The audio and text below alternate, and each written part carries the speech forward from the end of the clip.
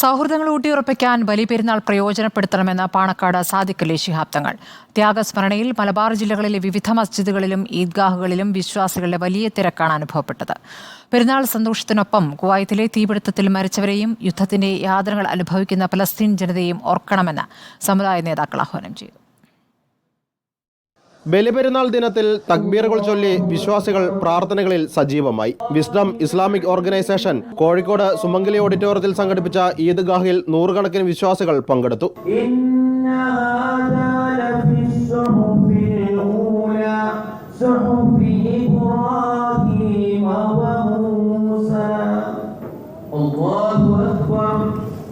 സ്നേഹമാണ് പെരുന്നാളിന്റെ പുണ്യമെന്നും മതങ്ങൾ മനുഷ്യനെ അടുപ്പിക്കുകയാണെന്നും സാദിഖ് അലി ശിഹാബ് തങ്ങൾ.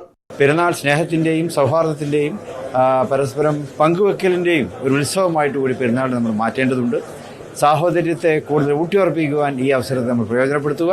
എന്നതുപോലെ തന്നെ ബഹുസ്വര സമൂഹത്തിൽ സൗഹാർദ്ദം ഊട്ടിയുറപ്പിക്കുവാനും പെരുന്നാൾ സുദിനത്തെ നമ്മൾ പ്രയോജനപ്പെടുത്തേണ്ടതുണ്ട്.